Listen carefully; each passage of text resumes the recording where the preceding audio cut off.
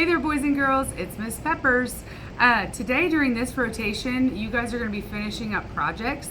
So before you think about going to upload to Artsonia and titling your piece, I want you to make sure that you've completed it. Okay, think about the space. Did you fill up the space?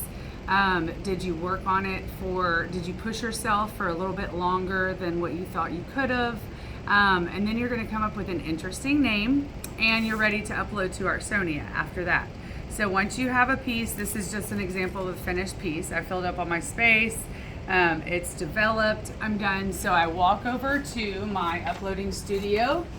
And the light should be on. If it's not on, you can turn this light on or you can use the other lamp. This one's a better spotlight. You really shouldn't have to mess with it too much, the top of it. You set it in the brightest part of a light, and then you turn on the iPad by pushing the home button. You can swipe it or push the home button again to see the apps. Artsonia is the little A, the lowercase cursive A. You click on that. It might already be in picture mode when you click on the Artsonia A, but right here I wanted to show you what happens because a lot of people come up to me confused whenever they see this screen. So when you see this screen and you see the add button at the bottom, hit the green add button. Oops. Oh, will you pause it real quick? Okay, so I logged back in. It just knocks me off sometimes, so if you ever see that, just bring it to me and I'll log myself back in. But you hit the plus sign, and then you select the first option, which is single upload.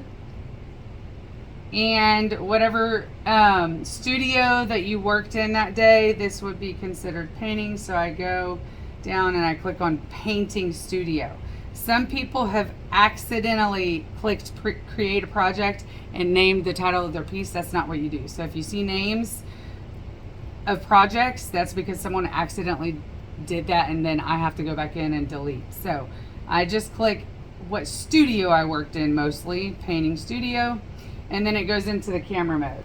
Okay, you're hovering above your artwork, and it doesn't have to be, like if it's landscape, you don't have to keep the iPad in portrait mode. You can turn it sideways so that it fits and try to go straight above, hold it still, and click the picture button. Always hold the iPad this way, and the reason why I say that, I'll show you in just a minute why I say that. But say use photo. Right now it's sideways. It's going to have me edit that photo later, so I'm not worrying about that. I just find my name. Please do not change this. This class grade needs to stay on all students. It's easier for classes just to be on all students. You start typing in your name, P-E-P-P, and well, all my kids come up. Let's see, there's Miss Peppers. Okay, so I'm going to do that again so you can see. Start typing in your name, but don't push a space after your name or nothing will come up. Okay, so P-E-P-P-E-R-S. I'm just going to say Pepper. And then you hit this to hide the keypad so that you can see the whole list. And some of y'all who have a common name might have to scroll down a little bit to find yours. And then you click on your name. It might make you click it twice.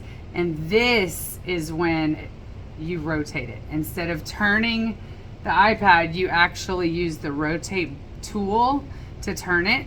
And then you line up the corners inside of your artwork, if that makes sense. So you're pulling it, and even if it's skewed and not a perfect rectangle, it resizes it, so that's okay whenever you hit next. So I hit next, it resizes it and makes it a straight shape. You can auto fix it if you'd like. Usually that brightens it a little bit. I touch the magic wand button only. I really don't get into the other editing. You can if you'd like and if you have time and if there's no line behind you. But I usually say, especially to my kindergartners who are learning to upload, do you like the magic wand button on or off? And in some cases, it does make it look a little green if the lighting is bad in the room. But in this case, I think I like it. So I hit next. And I tell K1 and 2, just hit publish. But for 3rd and 4th grade, you click on the blue Show More Options, and this is where you put your art title, the title of your art piece. And you can add an artist statement talking about your work, talking about what you liked about the project or a technique that you learned, maybe an artist style or a new artist that you got introduced to. But the artist title, and this is what I tell students, make it interesting. Make people stop and think, why did that artist choose that title? When they're looking at your art piece, try to make them think about your work, okay? The viewer. I always tell my students that if there's an art judge judging two pieces of work that are equally, like, skill-wise, they're equally there, they have developed their piece and they can't decide which one is better, they usually look at the title next. So looking at the title and having an interesting title is really important for your work. And it gives you an opportunity to make like a personal connection with it too. Okay, so artist title, artist statement, it can be a sentence, it can be a paragraph. And then you hit publish. Sometimes it takes a while.